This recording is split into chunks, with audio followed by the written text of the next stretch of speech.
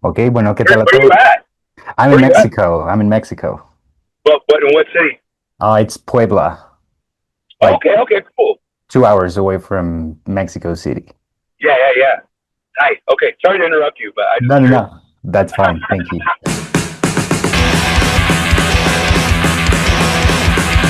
Ok, bueno, ¿qué tal? Saludos a todos. Bienvenidos a este su PUNKCAST favorito. Hoy estaremos hablando con el vocalista de una de las leyendas del hardcore de by Stereo. Tenemos aquí a Ephraim Schultz. Well, hello, Ephraim. How are you? Hola, how you doing, man? What's up? How are you? I'm doing good. It's a little bit hot here, but doing good. How about you? I can see that you're driving. It's Hope a, it's a little bit hot here. Yeah, I'm literally, I'm on my way to rehearse with Death Oh, by Stereo for these shows. nice. That's so good. Yeah, yeah. We're going to choose our set list tonight. We're gonna figure out the whole show. Perfect. And do you guys rehearse like far away from where you live, or is it like We a re- we rehearsed in Long Beach, California, and everybody lives in different places. So yeah? for three of us, it's very close. Okay. For two of us, it's like 3 hours away. That's commitment, man. That's commitment right there. Perfect. So, Yeah, okay, so just to start things over, you guys were in Mexico back in 2024, I think. yeah. I don't know if that was your guys' first time in Mexico, or were you No, guys? our first time in Mexico was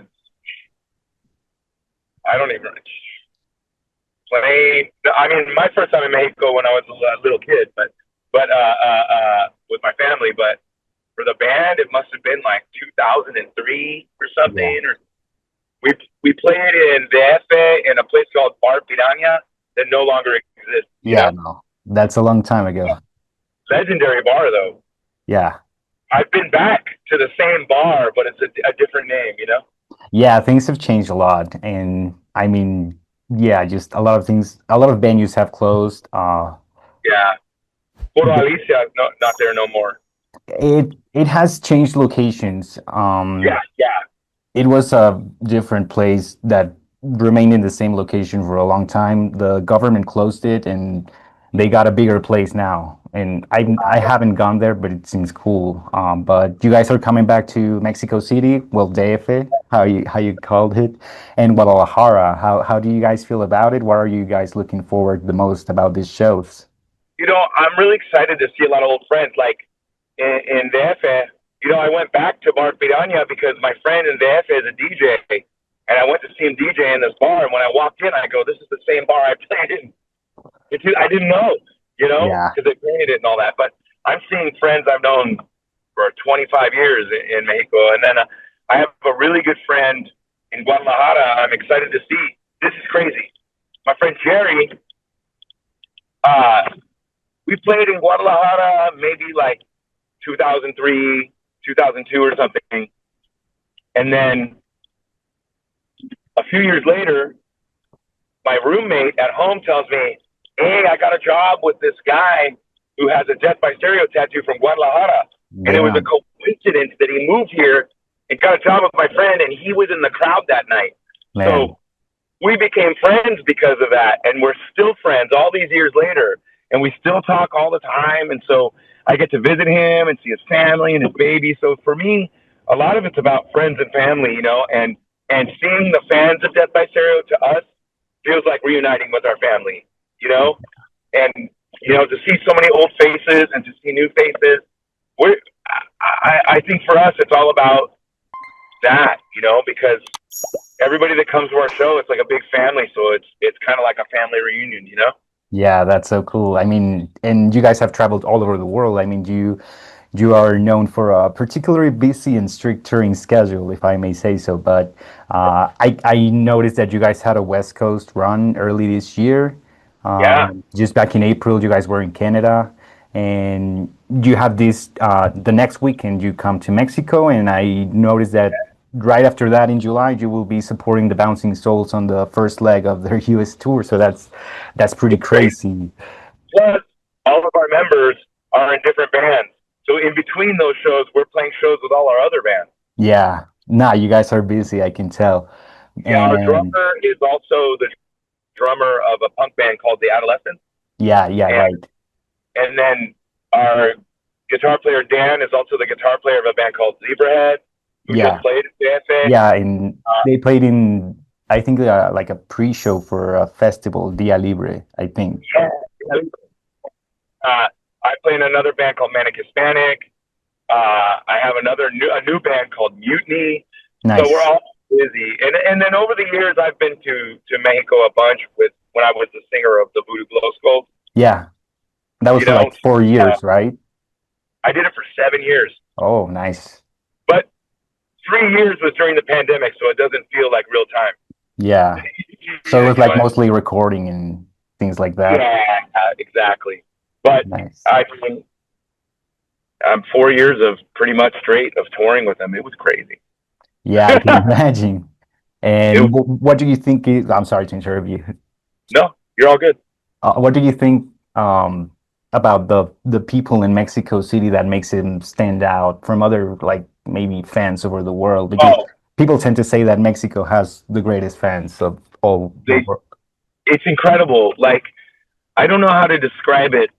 I've tried to tell people that sometimes when I'm hanging out in the FX, because I've come out there for different reasons over the years to see friends and working with other bands. But uh, the FX to me is like Japan in a way, like Tokyo, and in a way that it's a center for art and Yeah, music and creativity of all kinds. But in Mexico and in Japan, it's kind of like here in the 1980s where everybody lived what they were. So like when you're in Tokyo, you'll be on one corner and you see a bunch of guys breakdancing, and they look absolutely perfect. You know yeah, what I mean? Like, and then you'll see gothic kids, and then you'll see these kids and these kids, and they're living it. It is a yeah, fucking lifestyle, you know. So in Mexico, it feels the same way. Like the punks are real punks. yeah, You know what I mean? yeah, And yeah, and the hardcore kids are really hardcore. The rockeros are puro rockero. You know what I mean? Like yeah, it's real, and that's what it is. Mexico feels real to me. Mexico is there's a realidad to everything everyone does, and everybody lives the art. I feel like there's a difference between artists and people that live their lives as the art. And yeah. in Mexico, people live their lives as the art, whether it's painters, poets, musicos. You know what I mean? That's a special thing about Mexico is living your life colorful, living your life like you are the art. You know, Yeah, it's pretty crazy. it's incredible, dude. It's incredible. Yeah. Just a few weeks ago, I was in DF because my girlfriend lives there, and Yeah. we've been going to Tianguis El Chopo. I don't know if you've been there. Oh yeah. El Chopo, legendary, dude. Yeah, that's like the main I don't know how to say it, like the like all cultures, all alternative cultures gathered in there. I think previously it was mostly like a mostly metalhead space, but now Yeah, yeah. you see a little bit of everything. And Uh, the contrast is crazy because I come back here to Puebla and I'm wearing like band t-shirts and I feel like really weird just going out to like the street and things like that. that's amazing. Yeah, but I mean, Incredible. for years now talking about like this cultural clash, I know that for years people talk about Death by Stereo as a band that mixed everything together. You guys have metal, you guys Yeah. have punk, you guys have hardcore, and that it was a pretty bold move for you guys to do it back then, I imagine. I imagine that maybe it was something that brought both critical acclaim and backlash at the same time. Yes. The first record, not many hardcore bands were mixing. We played metal as best as we could when we were young, and I tried to sing as melodic as I could. And then when we made that first record, I had people saying, "What the fuck is this Queensryche bullshit?" You know Damn, what I mean? son. Yeah, this isn't fucking what you know. Yeah, But then slowly, I think people started to understand it, and yeah, then more bands started mixing genres and styles, you know, and then you started having bands like Atreyu or Avenged Sevenfold or bands that took it to another fucking planet. You know what I mean? Like, Yeah, like it's even crazy. some 41, I think Yes, maybe they did like a more mainstream version of what you guys were doing, but 100%, a yeah, 100%.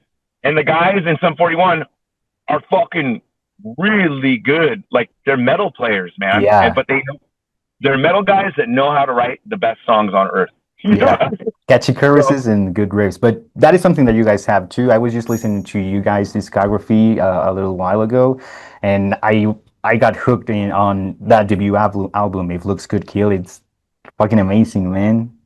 thank you, man. That's awesome. Thank you so much. We And were yeah, trying to figure it out. You know what I mean? When we made that record, I mean, we did all the recording like in the middle of the night because it was cheaper. yeah, You know, like recording the vocals at 4 a.m. and shit. You know what I mean? All night. And our original bass player Paul Miner, who's produced a lot of our records, he was learning how to record then, and he was like the assistant at the studio, and he would work a bunch of hours in exchange for time, but we could only do it after the studio was closed. So you know, like, so that record was a little miracle, man. I don't know how yeah. we did it. But There it was a got you lot of places, man.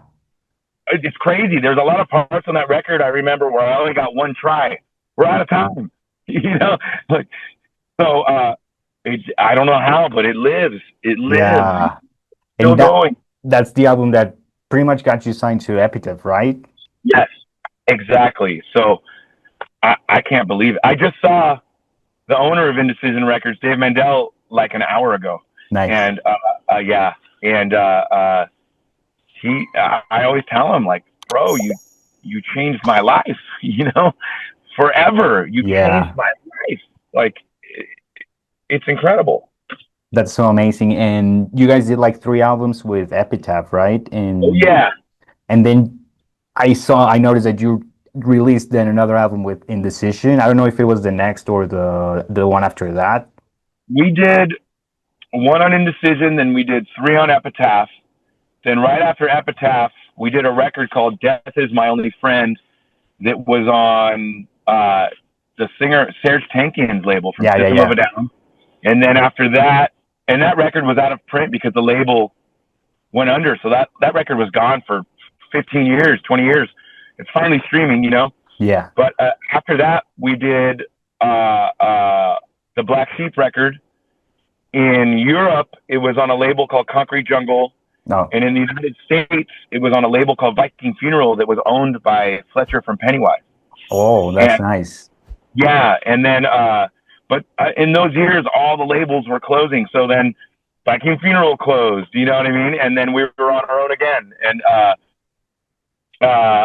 we did an EP on our own. And then, Like the live album, right?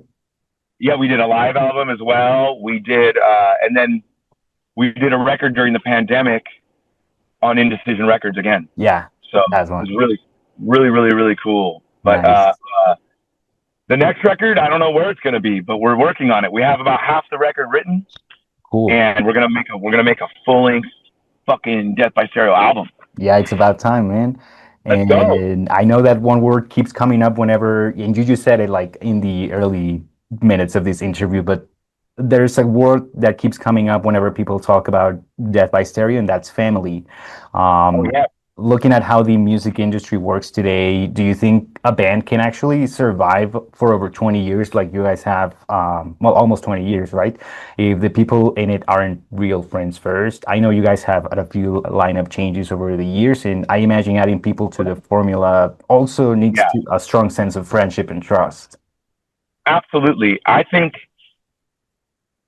anyone can do it, man. I really think that if you truly believe in what you're doing and you're with your brothers and sisters, you can do anything. And I do think it has to be based off friends, you know? And Yeah, there's always the exception. There's these bands where like, we didn't have a bass player and we met this random guy and then 20 years later they're friends. But, you know, I do think most of the bands we truly know and love are all brothers and sisters, man. They're a family. yeah, You have to be a family to survive this long. And being a family means there's ups and downs, you yeah, know? And just like in real life, brothers and sisters fight, man.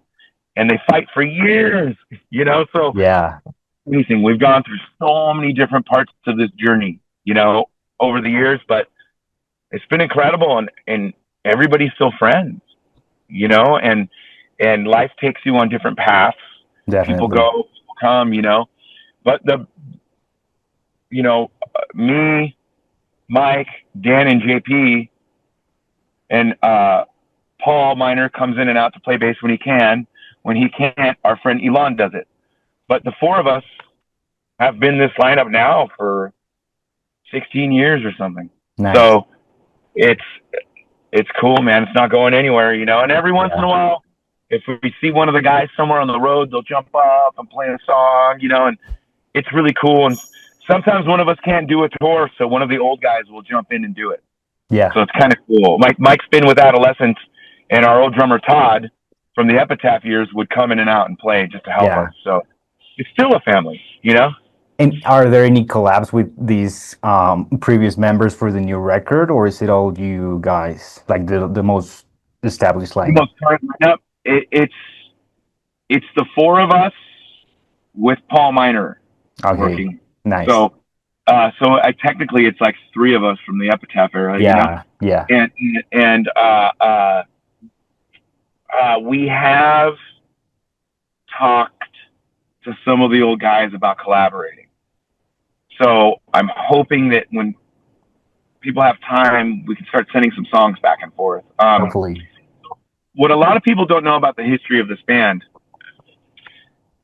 the lineup when the band first started, when we were in a garage, there was only four of us in the beginning. It was myself, Paul Miner, Jared Alexander on drums, and Ian Fowles on guitar.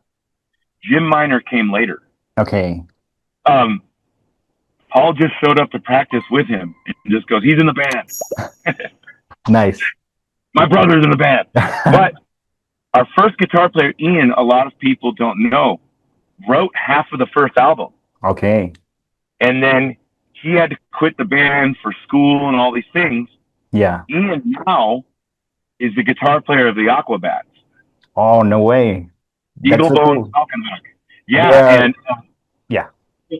they're incredible. So Yeah. he's still a very active. He's played in a lot of bands over the years. Further Seems Forever, Sense Nice band.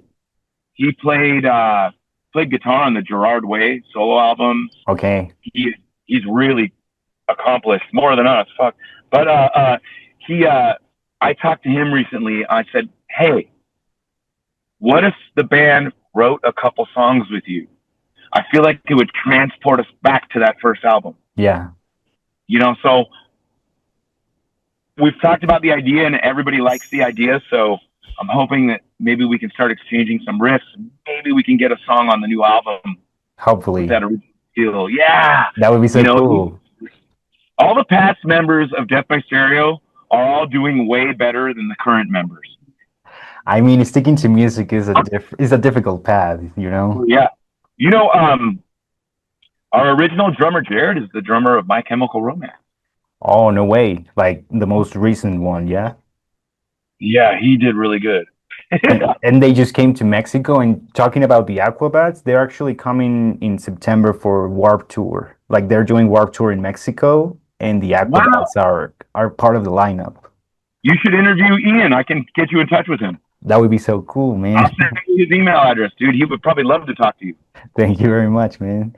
Okay, Yeah. so now going down the same line of talking about these member changes and lineup changes, what do you think's been harder, like building Death by Stereo from the ground up in the early years, or maybe finding ways to keep pushing the envelope throughout the years? Like, do you think that you guys still have something to prove when stepping on a stage, or has the band taken a different meaning to you all? I think we still have something to prove. We still have something to say. We still walk out on stage and just let it all out, all of our rage, all of our emotion, all of our anger.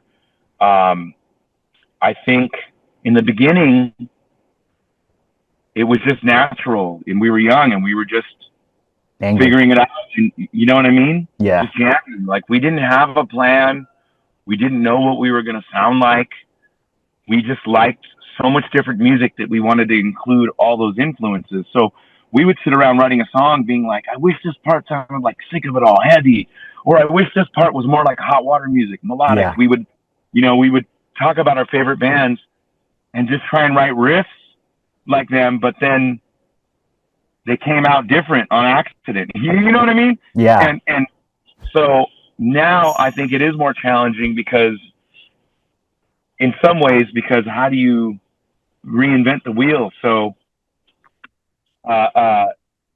lately we've been just trying, we're not thinking about it too much. We're just writing what we like. Yeah. We're sending each other guitar riffs that we just love. I really love this part. Yeah. And I have my phone, the notes in my phone have endless amounts of lyrics. And I'm constantly thinking of lyrics, and writing lines down, writing words down and thoughts. So I'll listen to the riff and find a thought and be like, oh my God, I've had this lyric for 2 years. This is it, man, And then when I really dig into it, I try to find a way to express my emotions. And honestly, I'm probably more angry now than I was then. Yeah, I can imagine times are hard right now, and bro. being an adult. I mean, I have 28 years old, and sometimes I wake up feeling like shit. I think totally, right? Yeah. And in this world, in this climate, fuck, bro. Yeah. You know what I mean? Like, and politically where we live, you know what I mean? They're fucking hunting brown people, bro. Yeah, it's been crazy, man. Fuck, it's scary as fuck out here, man. But there's the irony in that is that there's these ignorant people here in this country that for years, my whole life, oh, be careful going to Mexico. Be careful going to Mexico. Be careful. And I'd always be like, fuck you. My family fucking lives there. It's normal. Yeah. And one time, like a couple years ago, my friend called me from the F. He was going to come visit, and he says, hey, I don't want to come visit right now. I heard it's really dangerous in LA. So I try to tell people here, it's more fucked up here. Yeah. And I remember I was going to Mexico for a trip, and a nice lady, she didn't mean anything bad, but a white lady said, oh, be careful. And I looked at her and I said, where do you think is a safer place for a brown man to be? Yeah. And so she looked at me so like, oh, I'm so sorry. And I said, no, you don't have to apologize. I know you just don't know. Yeah. And it's different contexts. Yeah. And I go, Mexico is where I am the most safe. Yeah. That's crazy. And, it's just the truth, man. Yeah. And, but I have, I've always, my whole life been in Mexico, whether it was in Tijuana or Guadalajara because of my family. Nice. So, I have a brother and a sister in Tijuana. Cool. That's so cool, man. Well, yeah, crazy. We have a little time now. So just to wrap things up, what would you say to someone who's never seen Dead by Stereo live to convince them to not miss this show?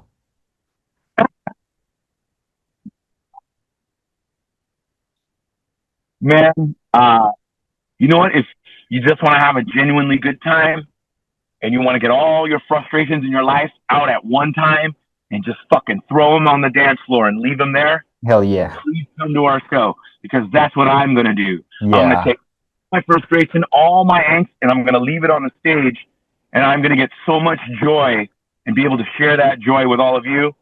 Ooh, that's such an incredible feeling, bro. Man, that just got me hyped just hearing that. Yeah, let's go. Well, thank you very much, Ephraim. I really appreciate you taking the time to talk to us.